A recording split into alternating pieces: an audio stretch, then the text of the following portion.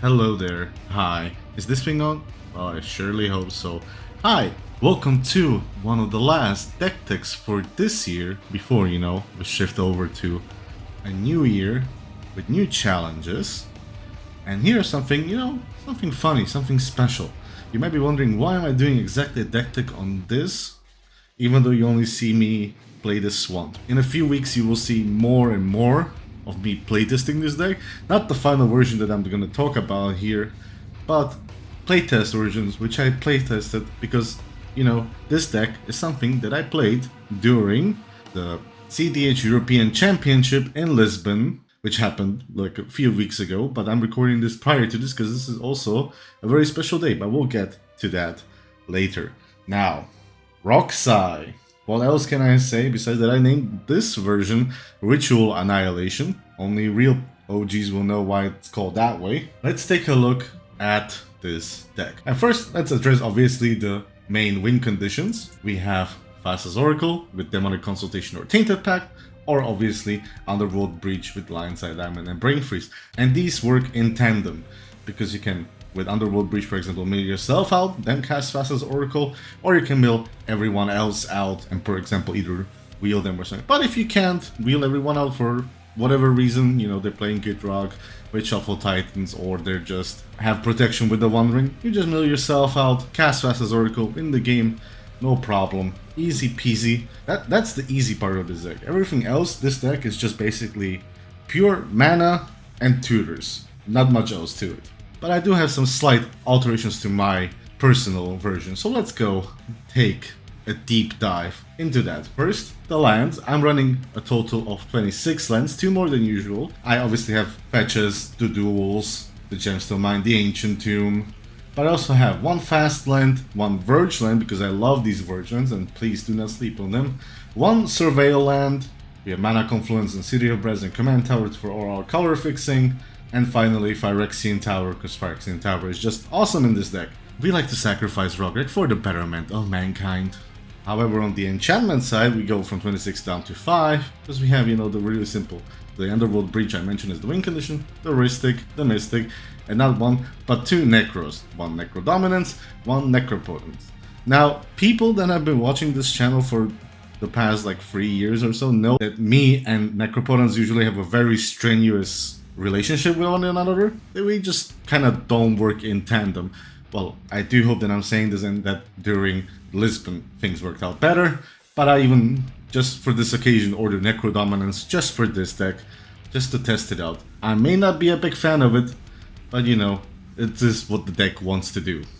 Over at the artifacts, we have the usual suspects, the Mox, the Signets, a Defense Grid, a Great Monolith, Mana Vault are great. Ritual artifacts, LED obviously, which I mentioned, Springleaf Drum, Paradise Mantle, and some of you may be wondering, yes, you are seeing this correctly, I am running the One Ring. There are certain reasons, but I prefer the One Ring. Think of the One Ring as an extra turn in a way, but at the same time it's card advantage without giving my opponents much card advantage. It's also another artifact I can sacrifice to either Grinding Station or a different effect, which we will get to soon, and Wish Claw, because we need all the tutors we can get. Now the instant section is the meat and potatoes of the deck, because we are a Turbo Ad Nauseam deck, plus ROG Rack allows us to cast both Deadly Rollick, Deflecting Sword, Fierce Guardianship, basically for free. We don't need any mana. We also have Flare Duplication, because Flare Duplication with ROG Rack is just insanely busted, both as defensive and win the game style. We have our rituals, we have a Born Upon a Wind that goes with the Necros, we have a Rain of Filth to help us with even more ritual mana, and some other removal. We have Into the Flood Mob, which is one of the best new removal spells this year. We have Chain of Vapor, and we have also, because I just needed it, Alchemist Retrieval, works both as a mini Chain of Vapor, but also as removal for another stacks piece that might be hindering us. But I also am running 1 Final Fortune, that's my only extra turn spell outside of the One Ring, and an Entomb. Now some of you might be wondering, why am I running Entomb in this list? And that's simple. First of all, it's a pet card because I'm a Reanimator stan, but at the same time, it has happened a lot of times to me where I was doing my breach lines and I needed anything to get whatever piece I was missing into the graveyard, and nothing else was available, and Entomb fills that void. Yes, we will get to the other spell which usually does that in a minute, but sometimes, you know, you just don't draw it. We also have Pyroblast and a Red Elemental Blast because they're my favorites. And now, here are the sorceries. Gamble is the aforementioned, usually the Entomb effect, but now we have 2 of them.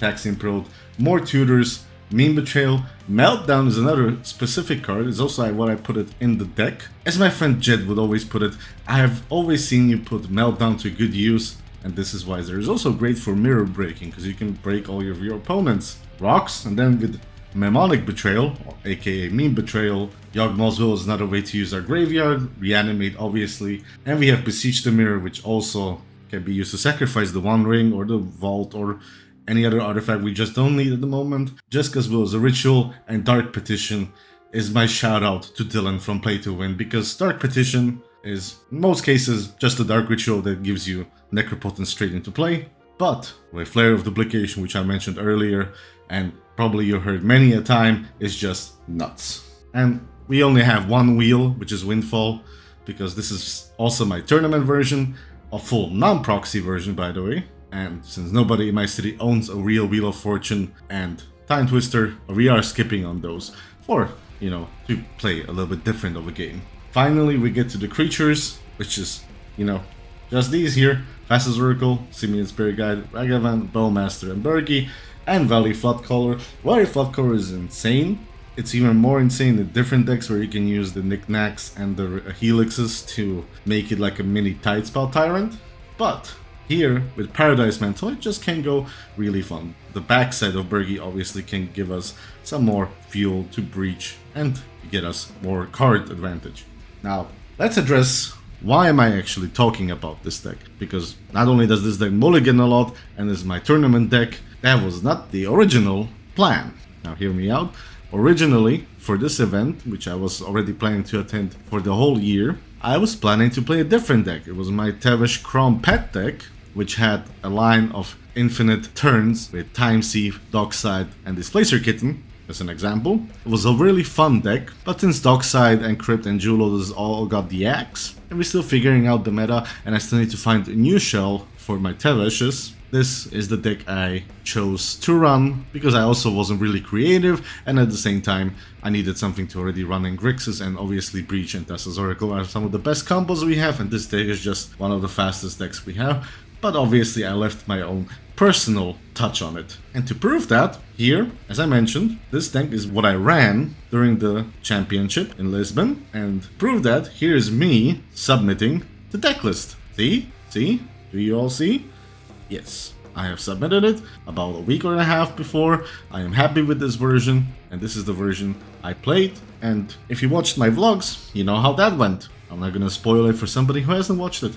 So go back, check out the channel, subscribe, enjoy, you know, the nice, fun things that I have to offer. Because we are here to have fun while playing cEDH, the most metal cEDH on YouTube. Remember that. And while you're thinking about that, again, remember, subscribe, like, share your opinions about what I have done with this deck and how I changed it. What you like, what you don't like, tell me. It feeds the lovely algorithm. And at the same time, remember, you can also join my Patreon for further support. ROG is just cracked in half. Look at it, no matter what, in this new world order that we are having, I will leave it at that. And as always, thank you so much for listening or watching. Stick around, we still have some more things before our year-end break. And I will see you guys behind the veil.